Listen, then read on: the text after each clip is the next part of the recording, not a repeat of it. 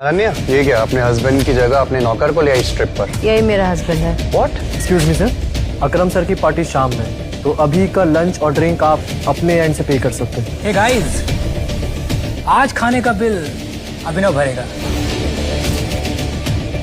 मैंने ऐसा कुछ भी नहीं कहा। लेट्स क्लैप फॉर अभिनव। महीने के 6,000 रुपए कमाने वाला ये नौकर हमारे लाखों के बिल भरेगा। Clap clap clap clap clap. Abhinav को समझ ही नहीं आया कि 1 मिनट में ये कैसे क्या हो गया, और वहीं अनन्या भी यही सोच रही थी। ये क्या किया अभिनव ने? ना तो मेरे पास इतने पैसे हैं कि मैं आज का बिल भर सकूं, और ये अभिनव तो खुद ही भीख पकता है। और हाँ गाइस, अभिनव ने यह भी शर्त रखी थी कि अगर आज वो ये बिल नहीं भर पाता है तो राज अनन्या के साथ जो चाहे वो कर सकता है। व्हाट? अभिनव, अपनी औकात में रहकर शर्त लगाओ। मैं तुम्हारी कोई प्रॉपर्टी नहीं हूँ जो मुझे तुम दाव पे लगा दोगे। अनन्या मेरी बात सुनो, मैंने ऐसा कुछ shut up! Shut up! Abhinav यहाँ अनन्या को समझाने की कोशिश कर रहा था कि उसे फंसाया जा रहा है। अले अले अले अले, शर्त लगा करके पीछे नहीं हटते। क्या हुआ? पैसे खत्म हो गए? वेटर! राज ने अभिनव को बोलने का मौका ही नहीं दिया। होटल के महंगे से महंगे फूड और ड्रिंक्स का ऑर्डर लगाता गया। तभी काजल की नजर एक बॉक्सिंग रिंग पर पड़ी। हे राज, तुम कॉलेज टाइम में बॉक्सिंग चैंपियन थे ना?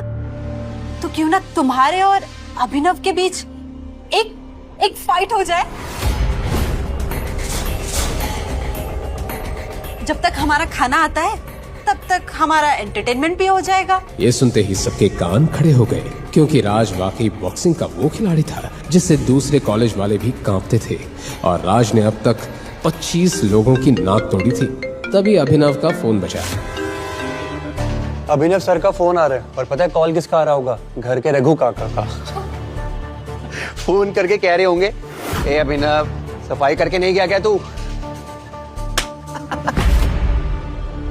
तो क्या बोलता है फिर? हो जाए, आज पता चल ही जाएगा कि अनन्या के लिए कौन बेस्ट है, तू या मैं।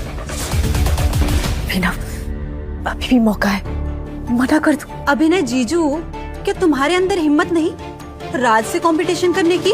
अभिनव को अब गुस्सा आ गया और उसने बोला, मैं बॉक्सिंग करूंगा। गाइस, तो आज अभिनव मार खाएगा और हम खाना। राज भी तैयार होकर बॉक्सिंग रिंग के अंदर आ गया। वहां दूसरी तरफ आर्यन और उसके दोस्त महंगी ड्रिंक्स और खाना ऑर्डर करने लगे। तभी राज ने अटैकिंग मोड में आकर अभिनव को एक पंच मार दिया और अभिनव के मुंह से खून निकलने लगा।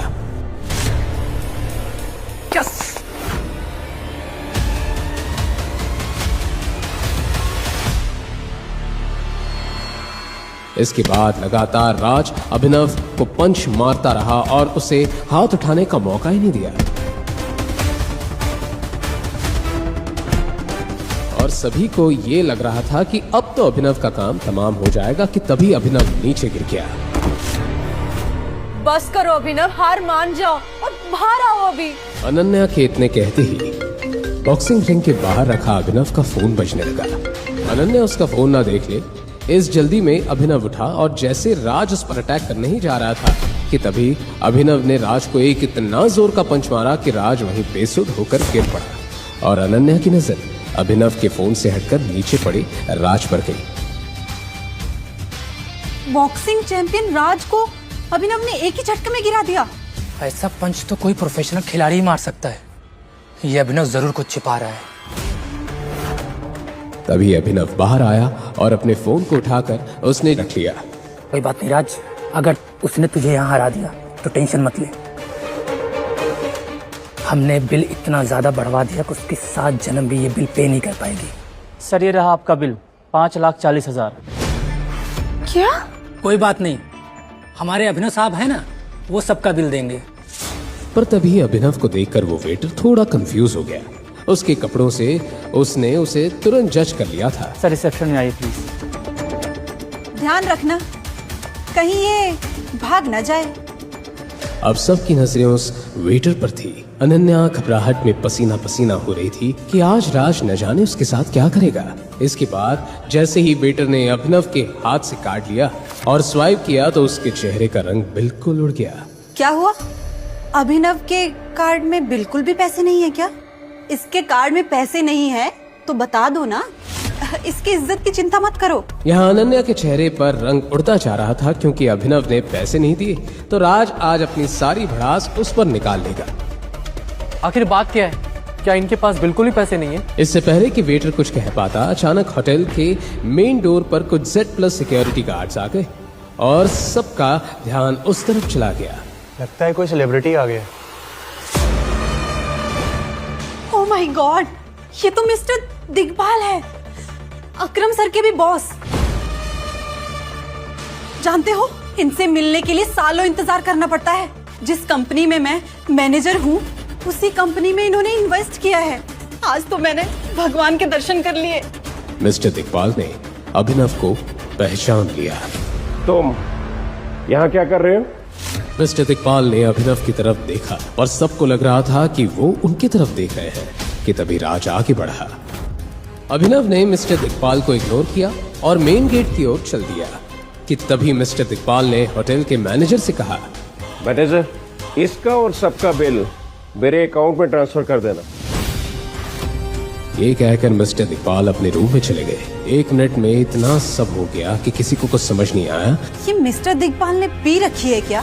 शायद ये अभिनव को कुछ और समझ बैठे। ए अभिनव,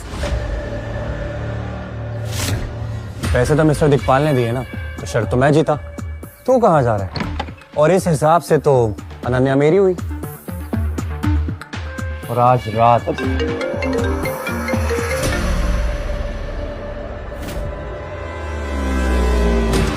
राज फोन दे। फोन बजते जा रहा था कि तभी राज ने अभिनव से बॉक्सिंग का बदला लेने के लिए उससे झल्लाते हुए कहा, कौन सा बड़े सुपरस्टार का फोन आ रहा है तेरे पास? बार बार बजे जा रहा है। एक काम करता हूँ, उठा लूं क्या? देख, तेरा जितना गुस्सा है तुम मुझ पे गुस्सा निकाले, फोन मत उठा दीजिए। राज ने इसे चैलेंज मान लिया और फोन उठा लिया। राज ने फोन स्पीकर पर रख दिया और फोन पर सामने से आवाज आई, बॉस, हमें आपकी लोकेशन मिल गई, हम आ रहे हैं आपको लेने। There is something critical.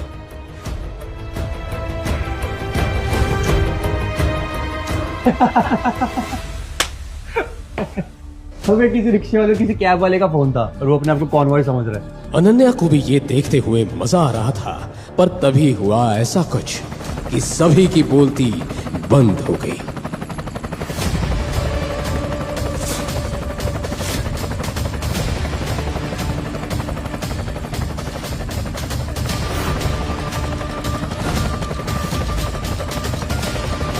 अरे ये तो करोड़ों का हेलीकॉप्टर है, ये अभिनव की टैक्सी का है। इसके बाद अभिनव ने फोन पर कुछ कहा और हेलीकॉप्टर वहां से चली गई। तुरंत एक टैक्सी आकर अभिनव के सामने खड़ी हो गई।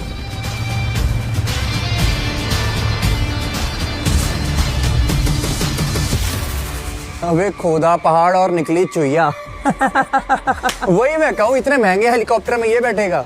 देख, टैक्सी आ गई इसकी। पर दुबई से बार बार आ रहे फोन और ये महंगी कार्स और हेलीकॉप्टर एक ऐसा राज खुलने वाले हैं जिसे जानकर आपके ही रोंगटे खड़े हो जाएंगे। अभिनव जल्दी से टैक्सी में बैठकर जाने लगा कि तभी राज और बाकी लोगों को अभिनव पर शक होता है। गाइस, वैसे किसी को पता है क्या कि वो अपनी बीवी को यहाँ खंडाला में छोड़ करके कहाँ और किससे मिलने के लिए गया है?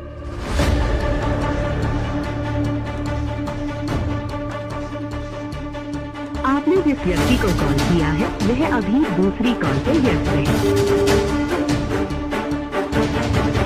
हाउ डेयर यू अभिनव, तुम मुझे बिना बताए कहाँ चले गए? अनन्या, क्या तुमने कभी कोशिश नहीं की जानने की कि तुम्हारा वो निकम्मा पति किससे बातें करता है? क्यों ना ये अभिनव का पर्दाफाश कर दिया जाए। आज उसे रंगे हाथों पकड़ ही लेते हैं। इतना कहने के बाद राज ने अनन्या की कार निकाली और सबके साथ अभिनव जिस टैक्सी में था उसे फॉलो करने लगा।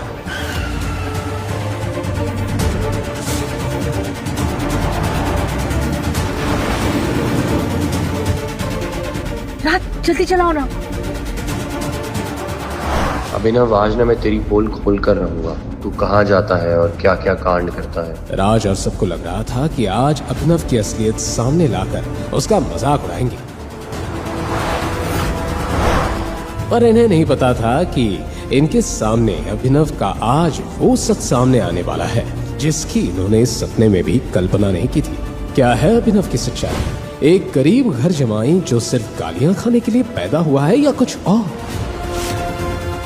कहीं मत जाइए, इन सभी का राज खुलने ही जा रहा है। रुको रुको। अभिनव की टैक्सी को अचानक पुलिस द्वारा चेक पोस्ट पर रोक लिया गया। राज ने कार को कुछ दूर पहले ही रोककर तमाशा देखना शुरू किया।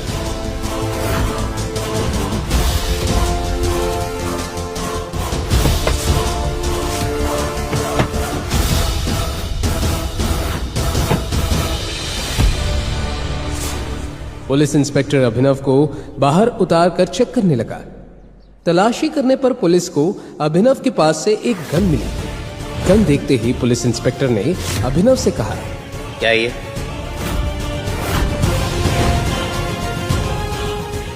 गन कहां से आई तुम्हारे पास? लाइसेंस कहां है इसका? ये अभिनव के पास गन कैसे आ सकती है? अरे जो इंसान नौकरों से गालियां खाता हो, 500 रुपए उधार लेके अपनी खटारा मोटर में पेट्रोल भराता हो, उसके पास गन कैसे आ सकती है? शायद मैं अभिनव की सच्चाई जान ही नहीं पाई। गाइस, ये अभिनव तो क्रिमिनल निकला। अब आज देखो कैसे पुलिस वाले ने इसको मार मार करके सच निकलवाएंगे। मैं अपना मुंह सिर्फ कमिश्नर के सामने खोलता हूँ। अच्छा, गाइस देखो, इसको पुलिस कमिश्नर चाहिए। सुन बे, ज्यादा स्मार्ट बनने की कोशिश मत कर, वरना यही उल्टा लटका के ऐसा मारूंगा ना, सारी औकात बाहर निकल आएगी।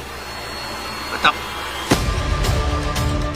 जो घर के नौकरों से भी डांटा जाता था, उसने आज पुलिस वाले का हाथ पकड़ लिया था। बात छोड़, मैं तो ऐसा तोड़ूंगा ना तुझे लाठी से।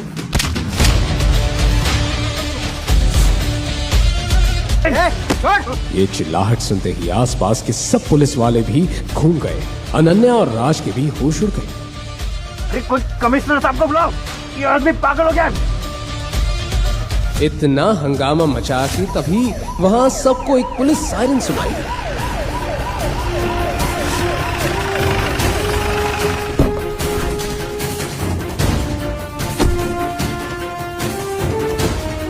ये क्या तमाशा है?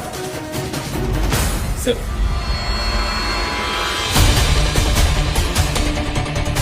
इन पर क्यों हाथ उठाया? कमिश्नर को देखते ही सबके चेहरे सफेद पड़ गए और जिस अभिनव को अभी तक बेइज्जती मिल रही थी, उसके सामने अब पुलिस भी खड़ी कांप रही थी।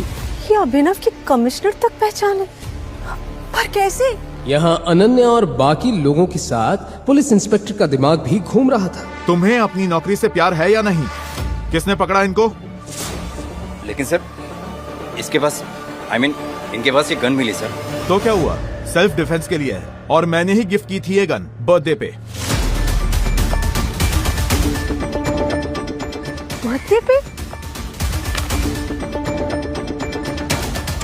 पर अभिनव तो अपने बर्थडे पे अपनी मम्मी की सैंडल ठीक करवाने गया था और इसी बीच कमिश्नर ने उसे गन भी गिफ्ट कर दी। मैं सपना तो नहीं देख रही ना? अनन्या और बाकी सब कुछ भी समझ नहीं पा रहे थे कि तभी कमिश्नर ने अभिनव को उसे बाइज्जत जाने दिया।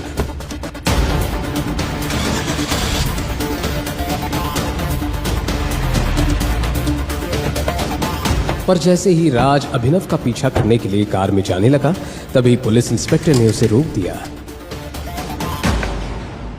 कहाँ जा रहे हो इतने जल्दी? ये लड़कियां कौन है? चलो बाहर निकल। सर,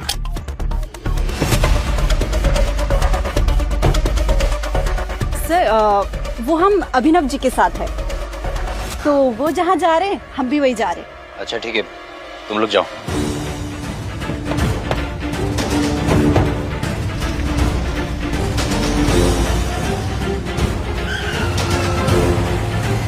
वो अभिनव की टैक्सी का पीछा करते रहे।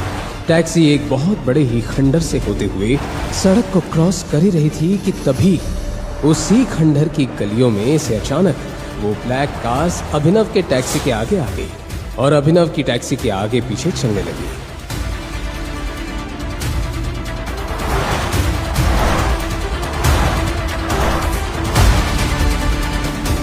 तभी वो 3 ब्लैक कार अभिनव के टैक्सी के साथ चलने लगी।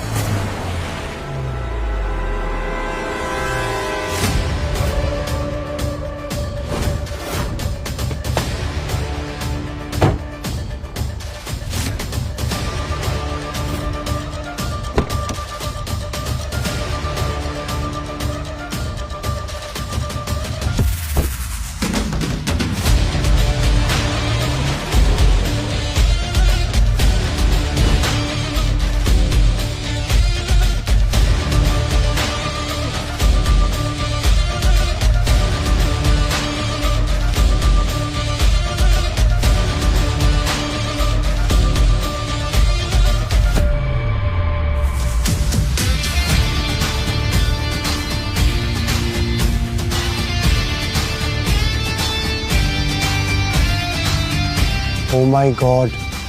क्या है अभिनव का दुबई से कनेक्शन और क्यों आ रहा था अभिनव को दुबई से कॉल? क्यों कमिश्नर ने दी थी गरीब अभिनव को गन? आखिर क्या होने जा रहा है इस सनसनीखेज कहानी में और कितने राज खुलने बाकी हैं? क्या आप इस कहानी को फ्री में शुरू से सुनना चाहते हैं? गरीब डिलीवरी बॉय अभिनव की बरसों पुरानी गर्लफ्रेंड ने उसे एक रईसजादे के लिए छोड़ दिया। फिर क्या था? प्यार में हारा अभिनव बेचारा दारू पीकर चढ़ गया जमीन से 50 फीट ऊपर बिल्डिंग के टेरेस पर।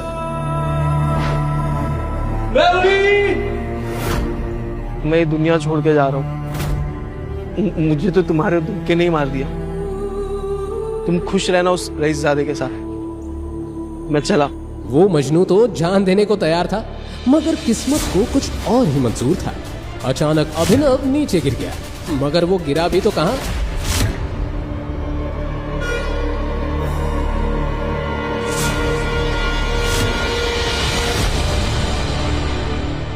लड़की का बिस्तर। ये भगवान, यहाँ में कहां से आया? जी हाँ, उस टेरेस से गिरकर अभिनव पहुंच गया था शहर की सबसे खूबसूरत और रईस लड़की अनन्या के बिस्तर पर, जो उस वक्त चैन की नींद सो रही थी। मगर जैसे ही उसकी नींद खुली, कौन है तुम? मेरे बिस्तर पे क्या कर रहे हो? मैं तो कुछ नहीं जानता मैं कहां से आया। मुझे तो उसकी समझ में नहीं आ रहा है। मुझे तो लग रहा है मैं भी एक सपना देख रहा हूँ।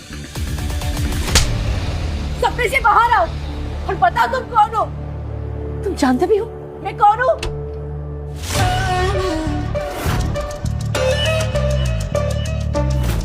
ओह माय गॉड, ये सब क्या चल रहा है बहना? ये भिखारी तुम्हारे बेडरूम में क्या कर रहा है? रंग रलियां बनाई जा रही है। सनी, तुम यहाँ क्या कर रहे हो? वैसे सवाल तो मुझे करना चाहिए बहना, ये फटेहाल सा बंदा तुम्हारे बेडरूम में क्या कर रहा है? देखो भाई, मुझे तो खुद भी नहीं मालूम यहाँ कैसे आया। मुझे सिर्फ इतना है कि मैं टेरेस पे था। फिर चुप करो, अभी पुलिस आएगी ना तो सारी सच उगलवाएगी तुमसे। ना ना ना बहना, पुलिस से कुछ ना कहना। शायद भूल रही हो आप सिंह परिवार की मर्यादा। सिंह परिवार के सारे फैसले एक इंसान लेता है, द ग्रेट किंग हरदेवपाल सिंह, यानी कि हमारे पूजनीय दादाजी। दादाजी का नाम सुनते ही अनन्या के माथे पर पसीना आ गया।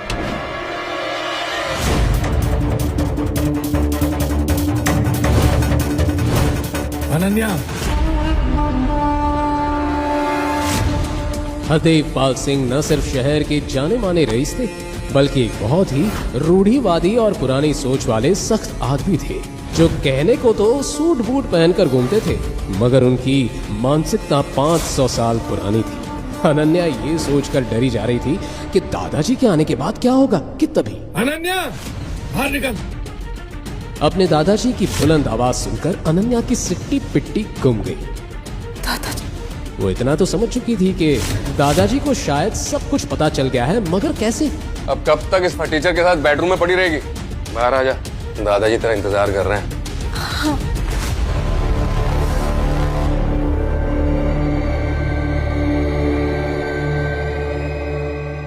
अरे अरे अरे, आप कहाँ जा रहे हैं भैया?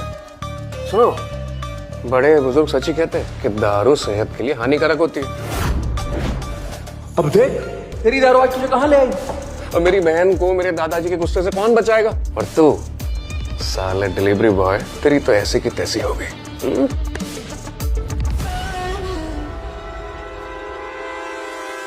ये सुनकर अभिनव समझ गया कि ये सब जरूर इस सनी का ही किया धरा है। टेरेस से नीचे गिरकर शायद अभिनव बेहोश हो गया होगा और उसी बेहोशी की हालत में सनी ही उसे यहाँ ले आया होगा। मगर अब अभिनव के दिमाग में कुछ और ही सवाल चल रहे थे। एक भाई अपनी बहन के साथ ऐसा कैसे कर सकता है? सनी अनन्या का सगा भाई है भी कि नहीं? जहां अभिनव के मन में चल रहे थे ये सवाल, वहीं हरदेवपाल सिंह ले आए एक बड़ा बौछार।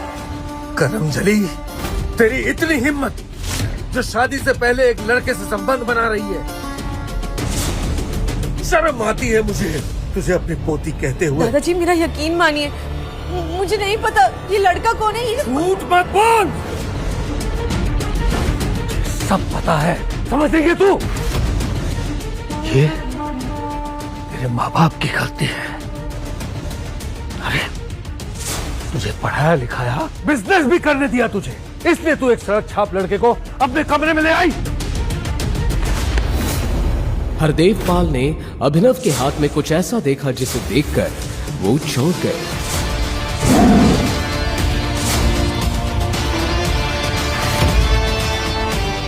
आपको शर्म आनी चाहिए। एक दादा होकर अपनी पोती पे हाथ उठा रहे हो, उस पर इतना इतना घिनौना इल्जाम लगा रहे हो। अकल ठिकाने है कि नहीं आपका? अचानक पूरे कमरे में सन्नाटा छा गया। आज तक किसी ने भी हरदेव पाल से ऐसे बात नहीं की थी, और यहाँ एक मामूली सा डिलीवरी बॉय शहर के जाने माने रईस से जुबान लड़ा रहा है। साले तेरी इतनी हिम्मत, मेरे दादा से जुबान लड़ाता है? गोलियों से फोन डालूं मैं तुझे। सनी छोड़ दे इसे। सनी को समझ नहीं आया कि उसके दादाजी ऐसा क्यों कह रहे हैं, पर उसके पास अपने दादाजी की बात मानने के अलावा और कोई ऑप्शन नहीं था। हरदेव पाल ने अभिनव को ऊपर से नीचे तक देखा और फिर अनन्या को देखते हुए बोला, अनन्या, इस लड़के का नाम जो भी हो, लेकिन तुझे इस लड़के से शादी करनी होगी। नहीं दादाजी, मैं इससे शादी कैसे कर सकती हूँ? मैं इसका नाम भी नहीं जानती हूँ। ए लड़की, ज्यादा अनजान मत बन। हरदेव सिंह के कानून को तू जानती है। बिना चू चपट किए शादी कर ले तू, और वो भी आज ही। नहीं दादाजी, मैं इस फटीचे से शादी नहीं करूंगी, नहीं करूंगी मैं ये शादी।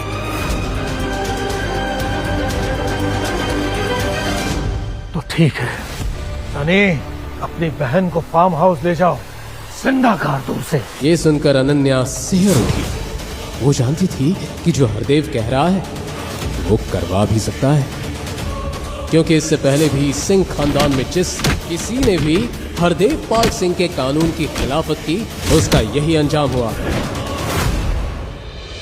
अनन्या भी अब अपने दादा के सामने लाचार हो गई थी। वहीं अभिनव जानता था कि अगर उसने अनन्या से शादी नहीं की तो एक मासूम लड़की उसकी वजह से अपनी जान से हाथ धो बैठेगी। फिर क्या था, 1 घंटे के अंदर ही उसी हॉल में अनन्या और अभिनव की शादी हो गई। शादी की पहली रात अनन्या की जुबान पर बस एक ही सवाल था। नाम क्या है? अभिनव, बट मेरे पापा मुझे प्यार से जो भी बुलाते हो मुझे फर्क नहीं पड़ता। और हाँ, एक बात ध्यान से सुन लो, कि शादी शादी नहीं, एक मजबूरी है। भले दुनिया के लिए हम पति पत्नी हैं, पर इस कमरे में हमारा रिश्ता सिर्फ 2 अजनबियों का है। अभिनव भी जानता था कि महलों की रानी अनन्या का उसके जैसे डिलीवरी बॉय से क्या मिल, पर वो ये नहीं जानता था कि अगर भगवान ने उन दोनों को मिलवाया है तो उसके पीछे कोई ना कोई कारण जरूर होगा। आज मेरे दोस्त अकरम के जन्मदिन की पार्टी है, और अनन्या, तुम उस पार्टी में हमारे नए दामाद को अपने साथ लेकर के जाओगी। वैसे तो अनन्या उस पार्टी में नहीं जाना चाहती थी, मगर दादाजी का हुक्म टालना उसके लिए नामुमकिन था। मजबूरी में अभिनव को भी अनन्या के साथ जाना पड़ा, मगर वहां उसका सामना उससे हुआ जिसे देखकर वो पूरी तरह से चौंक गया।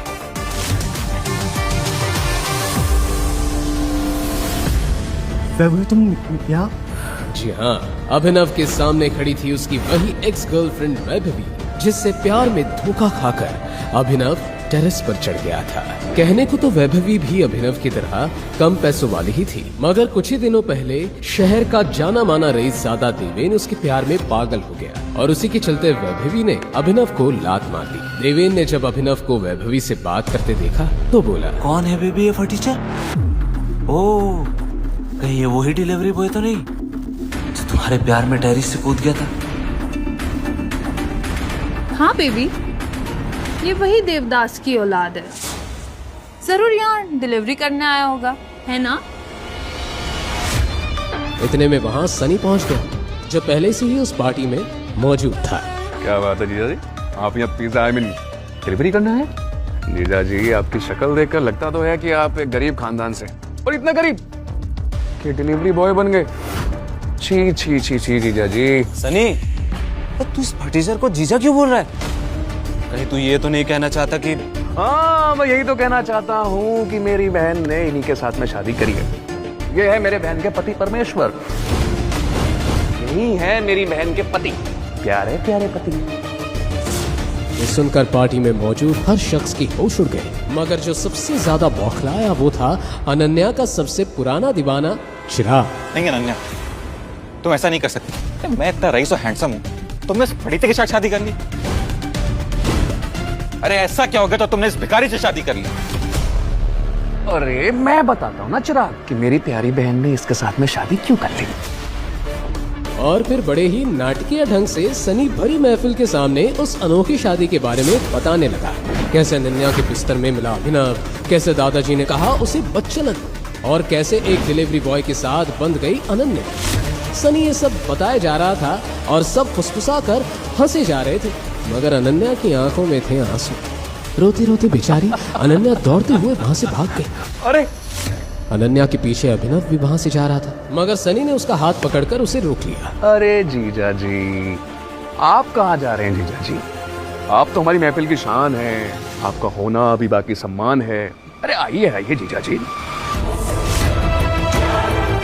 ये खास आपके लिए लगवाई है। ये कहते हुए सनी ने अभिनव को एक बड़ी ही सुंदर मगर साथ ही खतरनाक नजर आने वाली चेयर पर बैठने का इशारा किया। ए सनी, तू पागल हो गया? अरे ये इस चेयर पे कैसे बैठ सकता है? तू जानता है ना ये चेयर किसकी है? अरे तो चुप कर याद है, अब मेरे प्यारे जीजा जी हैं तो मुझे पता है ना सम्मान कैसे देना है। हाँ, जो भी है जैसा भी है, हमारे दोस्त सनी का जीजा जी है यार, इसका सम्मान तो करना पड़ेगा ना। बिल्कुल करना पड़ेगा, क्यों नहीं। चिराग की बात सुनकर देवेन भी समझ गया कि अब सनी अभिनव का काम तमाम करके ही रहेगा। अब पता चलेगी इस डिलीवरी बॉय को इसकी असली औकात। भाई आपको बैठाते हैं आपकी हॉट सीट पे, खास आपके लिए बनवाई है स्पेशल। बैठिए, अरे जीजा जी बैठिए बैठिए। और फिर जैसे ही अभिनव उस चेयर पर बैठा, अचानक ही उस चेयर से पूरे हॉल में बहुत ही तेज साउंड वाले अलार्म बजने लगे। क्या हो रहा है ये सब? तूने क्या किया? तो माफिया किंग की कुर्सी पर बैठ गया। अबे तू गया। वो खास चेयर थी द माफिया किंग गैंग के मालिक अकरम की, और इस चेयर में अकरम के अलावा किसी और को बैठने की इजाजत नहीं थी। कौन है वो माका लाल?